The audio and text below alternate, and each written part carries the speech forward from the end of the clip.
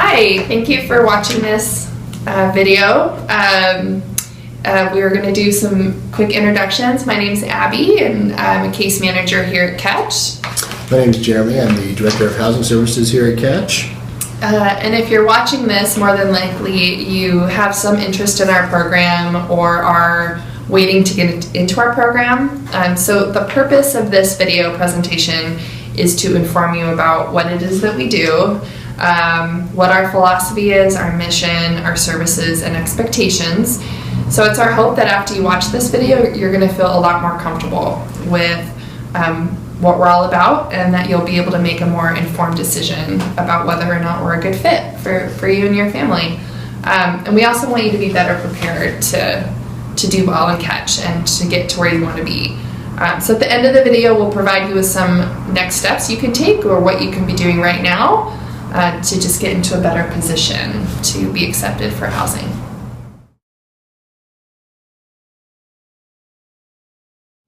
So now Jeremy and I will start to move into talking about our process and what it looks like from beginning to end. So before you're even in Catch, most likely you're experiencing a housing crisis, you don't have stable housing, you are homeless or experiencing homelessness. And so the process at that point would be, we want you to reach out to the coordinated entry program called Our Path Home. And we're gonna go ahead and display the number for you as well. You have to go through that entry point first before you can get on a wait list to get into Catch or another housing agency. So Our Path Home would call you and connect with you after you've reached out to them, and they'll schedule what's called an initial assessment with you or intake. And in that process, you'll meet with them one-on-one. They'll ask you a series of questions to get to know you better in your situation and know how they can best support you and what program would be a best fit for your needs. And so once you're on the wait list for Catch, if it is decided that Catch is the best fit for you, you will then be placed on our wait list. And once an opening comes up in our program, that is the point where we would actually call you and set up a time for you to come in and get started.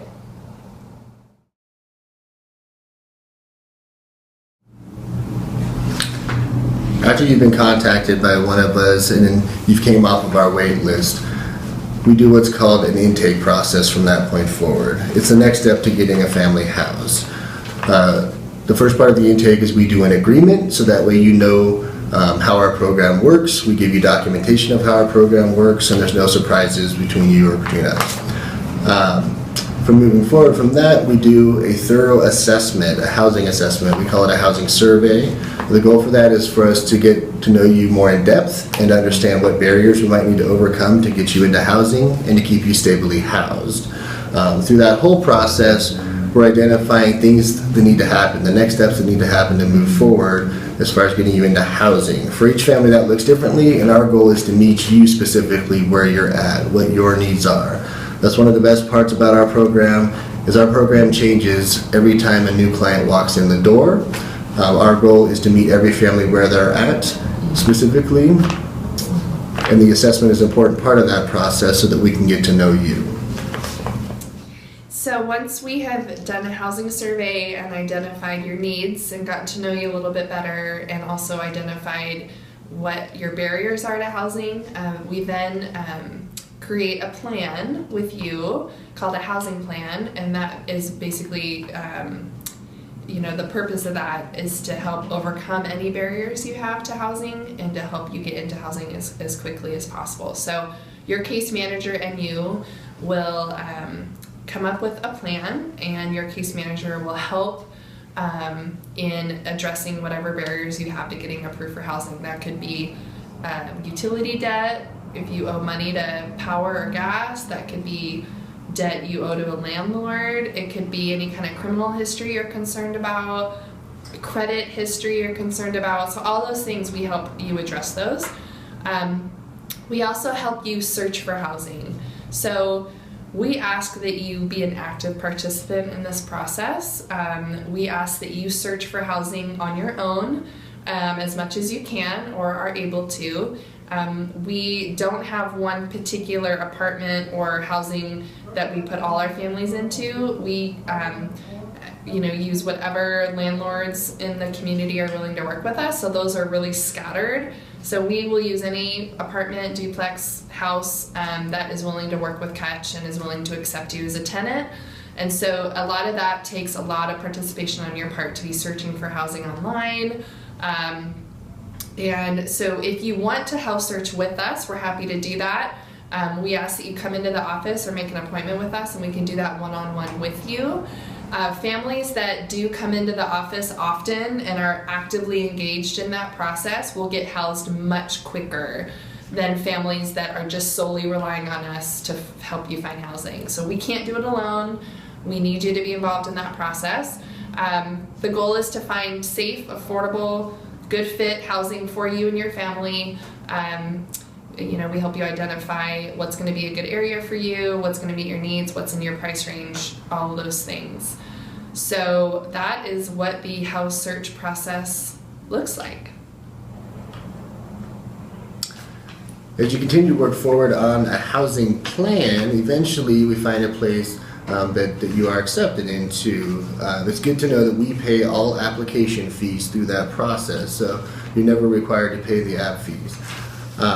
Once you are approved, we have to do an inspection on the unit, and we at Catch will perform that inspection. Once the unit passes inspection, we will issue checks. We will write a check for the deposit for the unit.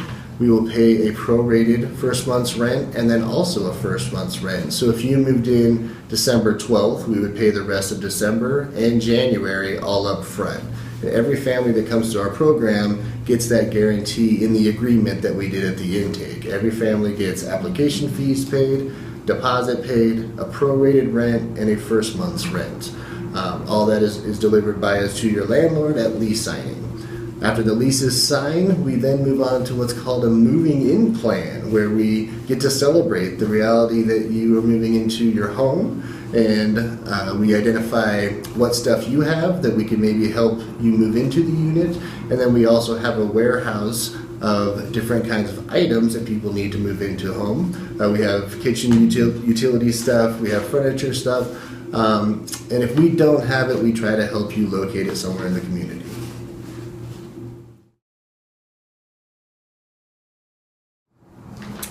So now you've been approved for housing, you've signed the lease, you've moved in, the lease will be in your name, and utilities will be in your name as well, so it's important for you to know that you'll be responsible for your utilities.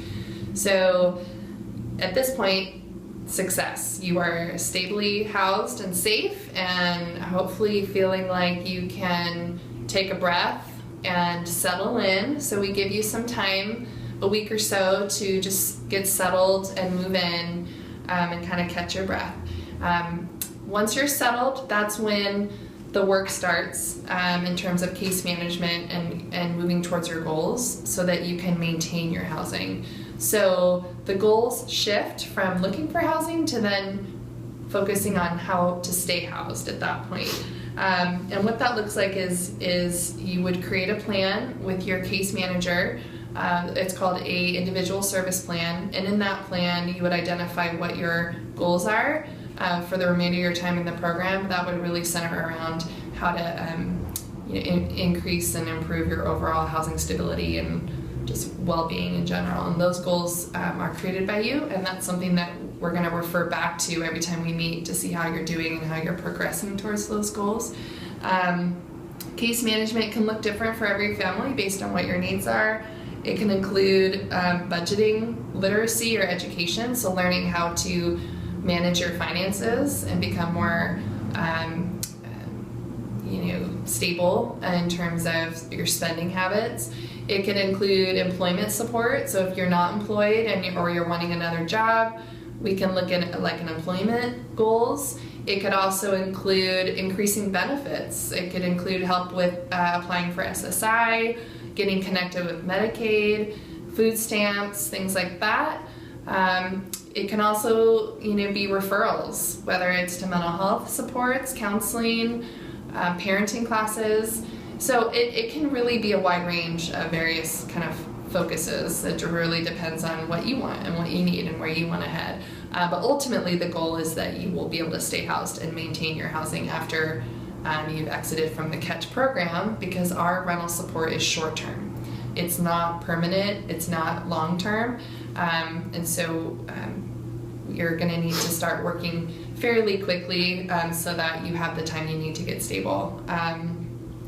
We also have a program called Catch Match, so involved in the financial literacy education piece. If you save a certain amount of funds every month and you can show proof of that, after several months, we will match whatever you've saved up to $500. So that's a conversation you can have with your case manager, and we can help support you in that goal. If any kind of substance abuse is identified as a concern, we would ask that you be open and willing to engage in some kind of recovery support program.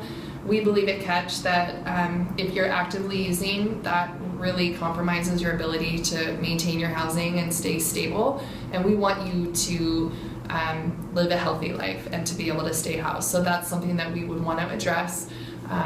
Certainly, if you're actively using, it doesn't mean that you're not going to be in our program. It just means we're asking you to create a plan with us that will help you move beyond that and towards a healthier life. So yeah, that's what it looks like. So the biggest question that most people ask is, how long can we pay rent? Which is a good question. We need to talk about that. So, like I said, everyone at the agreement, they sign a paper and they know that we're going to pay application fees, deposit, prorated rent, and that first month's rent. Everyone gets that across the board. After that, we do what's called a month-to-month assessment. So each month, you meet with your case manager and we do a thorough assessment on where you're at in becoming stable in your housing. For some families, that's a relatively short process because they have less barriers to overcome. For other families, it might be more. There's really no set amount of rent that we're ready to pay. It's whatever needs to happen for you to become stable. Although there is some certain timelines that we're shooting for. Usually at about month 3, we should be thoroughly addressing whatever barriers that we needed to overcome for you to be stably housed. If we reach about month 6, then we really kind of start to tighten things down and ask some of those difficult questions. What is getting in the way of being stably housed? Anything beyond that, we really start to have to ask our questions, are we the correct housing provider for you? Which is okay. Sometimes people need other forms of housing support. There is things called permanent supportive housing. There's other housing options. But we are a rapid rehousing provider, and we try to hit these certain time lengths before people get stably housed.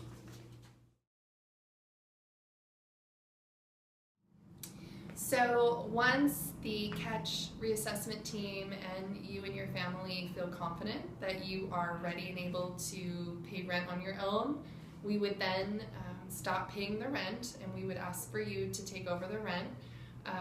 And so the rental support piece would then stop. However, we are very open to continue case management, and you are eligible to continue meeting with us one-on-one as you make that transition to address any other concerns that you might have or just to get some extra support. So that will be determined case by case between you and your case manager. So we'll have a graduation meeting celebration, and we'll determine at that point what your needs are, and we'll celebrate you successfully getting back on your feet.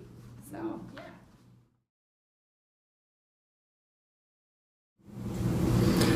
It's important that we talk about expectations. This will all be covered when we go through that intake process, so again, there won't be any surprises, but we can talk about some now. One expectation is that you do become financially stable and become willing to pay rent on your own. The lease is in your name. We never actually have our name anywhere on the lease. The lease is between you and the housing provider or the landlord. So we ask that you do become stable and reach a point where you can take over the payments on the remainder of that lease. We do have an expectation that all leases are 12-month leases. They can't be shorter or longer, be month to month. Each lease needs to start out as a 12-month lease. And we ask that you abide by all of the rules of the lease. So whatever it is that you signed off on and agreed to when signing the lease, we ask that you just be able to live up to what those expectations are. Along with that, we ask that you be a law-abiding citizen, which is usually all parts of the lease in general. Other expectations include meeting with your case manager on a continual agreed-upon basis.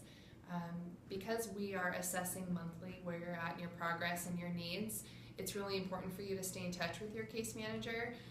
And so if we're not able to meet with you, we don't know what to present to the team about what your needs are. So it's really important you stay in touch with us. We ask that you meet with us at least once a month. Most of our families meet with us weekly or every other week. That's pretty standard. But we at least need to meet with you in person once a month. And there are things that we need in those meetings. We need proof of income. We need to know if anything's changed in your income. So those things are really important for us as we assess your readiness to graduate at some point. We also value honesty and communication here, and so we can't help you if we don't know what's going on. Hopefully we can create a safe environment where you feel like you can trust the people here and that we care about you. And so we just want you to know that you can share with us what's going on, and we're going to be there to support you in the best way that we can. So if you believe something is going on that might compromise your safety or your stability, we just ask that you communicate with us as much as you feel comfortable, and we'll come alongside you and support you in that. And we are also what's called mandated reporters by law, which means that if we suspect any abuse going on, or if we believe or suspect that you're not safe or someone you know is not safe, we are mandated by law to report that within a certain period of time. And so that's just something we want you to be aware of, because we want you and others to be safe. That's paramount. If that in the event that does occur, we will give you the option to make that report with us. So we just want you to be aware of that. So we're at the end of our video. The last thing we wanted to go over is what you can be doing now while you wait to get into our program. I know that for many of you watching, you want to be housed as quickly as possible. And so these are some things you can be doing to get better prepared to really hit the ground running once you get into our program and hopefully get into housing a lot more quickly. So we're going to attach to our website what's called the Housing Goal Sheet. And that is basically a guide that you can use of things you can be working on now towards getting ready to be housed or approved for housing. So that goal sheet includes any utility or rental debt that you need to get cleared up. That often is something required by properties and landlords. Also, you typically can't turn on utilities if you do have a debt on your balance. So that's an example of what that goal sheet would include. It may also include gathering support letters from a PO, from a counselor, anyone in your life that would speak highly of you or to your character. If you believe that criminal history might be a concern, getting support letters is really helpful, because it shows a landlord that there are people in your life that have seen you grow and get into a better place. Credit history, that is something that can't always be changed. However, if you do resolve any debt, that can really help a landlord look at you more favorably. We also, encourage you to gather up all your identification, make sure you have your ID, make sure you have Social Security cards for you and all the kiddos in the home. That's just something you're going to need when you apply for housing. So I really encourage you to use that as a guide and to do what you can, because that will just increase the chances of you being accepted in housing, and it'll make the process a lot faster. Employment is also something, if you're not employed, we encourage you to start working on that. We understand that when you're in a compromised housing crisis, it's really hard to find employment when you don't have a stable place to be. But we do encourage you to do what you can, because if you have a job or some form of income, that'll really help. So we encourage you to start doing the job searching or using the supports you do have to job search. And lastly, we ask that you stay in touch with us. So communicate with us if something changes in your family dynamics, or if you are just curious about where you're at on the wait list, or if you have any questions about anything, we encourage you to call us. That just helps us know what's going on for you. It helps us stay in touch. It's just really good. So we encourage you to stay in touch, and we are going to include our contact information in this video as well. So on behalf of Jeremy and myself, we are hoping to meet you soon, and good luck and hang in there, and thanks for watching this video. Thank you.